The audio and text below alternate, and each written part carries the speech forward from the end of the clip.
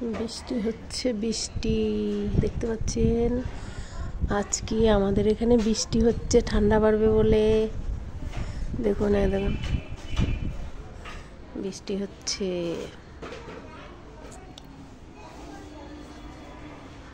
বৃষ্টি হচ্ছে বৃষ্টি।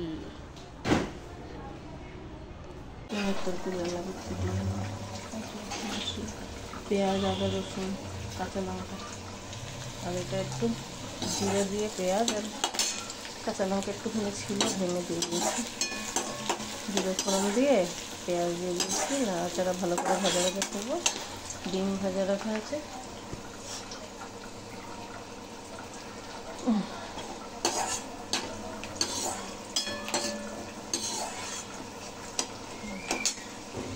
একটু লাল লাল হয়ে গেছে।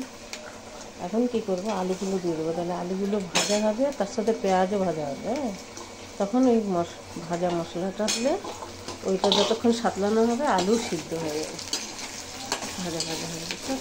এরকমভাবে করবো একটা সময়। এখন একটু হলুদ দিয়ে দেবো। অল্প রান্না তো, যেরকম করেই করো।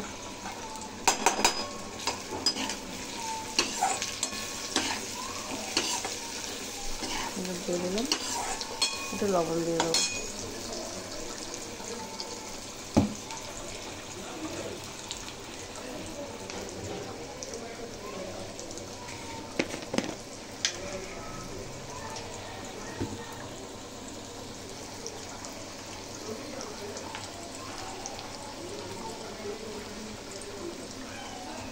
লবণ দিয়ে দিচ্ছি।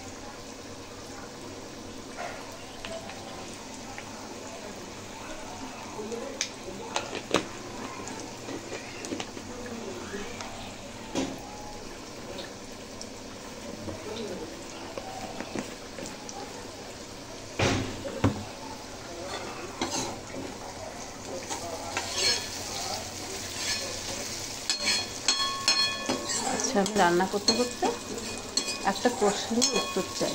কেন আমার কাছে উত্তরটা নেই, আমি বুঝতেই পারছি না উত্তরটা। কেউ আমাকে জিজ্ঞেস করেছে, তো আমি বলছি উত্তরটা আমি জেনে নিয়ে বলবো, ঠিক আছে না? আচ্ছা, বন্ধুবান্ধব আর আত্মীয়র মধ্যে কে আপন বেশি? একজন ভালো, মানে একজন কেন, মানে আত্মীয় স্বজন সবই, মতলব একদম নিজের, যেরকম নিজের বোন হয়ে গেল, ভাই হয়ে গেল, মতলব যেরকম ছেলের ভাই বোন বা মেয়ের ভাই বোন, মানে তার সেইটা বেশি আপন, না এই বন্ধুবান্ধব বেশি আপন? মানে কে আপন আমি বুঝতে পারি না। একটু এই কোশ্চেনের উত্তরটা কেউ কমেন্টে জানিয়ে দেবেন, ঠিক আছে? আমাকে কেউ জিজ্ঞেস করেছে, তা আমি বললাম আমার কাছে তো সমাজে আসে না, কি বলবো আমি। যে তখন বলল যে না, এরকম আত্মীয় স্বজনের একদম নেগেটিভ, মতলব এই সরি মতলব রিলেটিভ, একদম নিজের, যেরকম নিজের বোন ভাই হয়ে গেল, ওরা বেশি আত্মীয়, না বন্ধুবান্ধব বেশি আত্মীয়? সে যেই হোক, ছেলে হোক চাই মেয়ে হোক, আত্মীয়টা কে বেশি, কাছের কে বেশি? ঠিক আছে, এই উত্তরটা আমি চাই। ঠিক আছে, তাহলে আমি তাকে বলতে পারবো, হ্যাঁ না? রান্নাটা দেখতে থাকুন। দেখুন লাল লাল হয়ে গেছে। এখন আমি এই যে পেঁয়াজ, আদা, রসুনের পেস্ট, ঠিক আছে, এইটা দিয়ে দেবো। কারণ কি, এইটা আবার সাতলানো হতে হতে আলুটা সিদ্ধ হয়ে যাবে। আমি অনেক সময় এরকম করেও করি, অল্প রান্না থাকলে তাড়াহুড়োর কোনো ব্যাপার নেই। রাত আমাদের নিজের, কোথাও যাবে না। হ্যাঁ,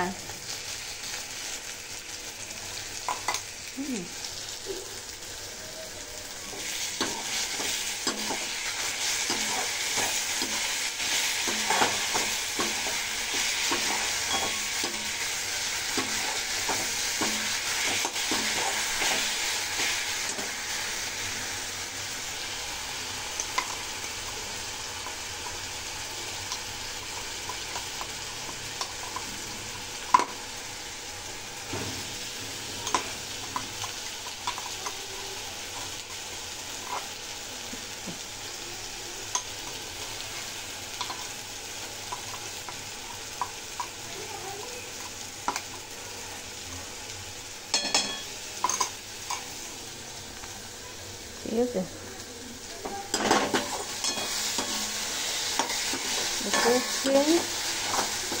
আর এটা সাতলানো হবে আর আলুটা সিদ্ধ হতে থাকবে, তাহলে তাড়াতাড়ি হয়েও যাবে।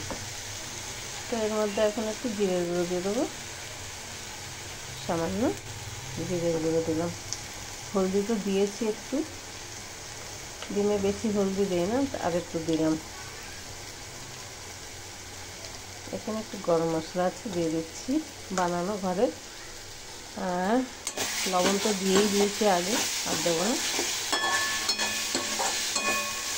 কাঁচা লঙ্কা দেওয়া আছে, একটু কাশ্মীরি মির্চ পাউডার দেবো। ঠিক আছে,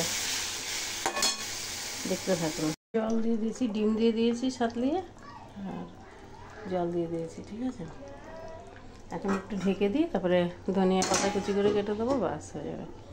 ঠিক আছে, আর কিছু দেবো না। দেখুন হয়ে গেছে, একটু ঝোল তো রাখবো। এই যে ধনে পাতা দিয়ে দিচ্ছি। রেসিপিটি ভালো লাগলে লাইক কমেন্ট শেয়ার করবেন। একটু ঝোল ঝোল ভাতের সাথে, তো একটু ঝোল থাকবে, ভাত। ঠিক আছে, লাইক কমেন্ট শেয়ার করতে ভুলবেন না। এর আগামী দিনে একটা নতুন কোনো ব্লগ নিয়ে চলে আসবো, রেসিপি নিয়ে। ঠিক আছে, তো রাখছি, টাটা, ভাই ভাই। সবাই ভালো থাকবেন, সুস্থ থাকবেন, আর একটু ভেবেচিন্তে সবার সঙ্গে মিলেমিশে থাকবেন। ঠিক আছে, রাখছি, টাটা, বাই। আমি উপদেশ দিচ্ছি না, আজ্ঞাও দিচ্ছি না, ভালো থাকার এই একটাই রাস্তা। ঠিক আছে, আর ওই যে কোশ্চেনটা বলেছি কমেন্টে জরুর জানাবেন, যারা যারা দেখবেন আমার এই রেসিপিটা, এই ব্লগটা, তো আপনারাও এই উত্তরটা জরুর দেবেন। ঠিক আছে, উত্তরের আশায় রইলাম, কমেন্টের আশায় রইলাম। ঠিক আছে, টাটা, বাই, রাখছি।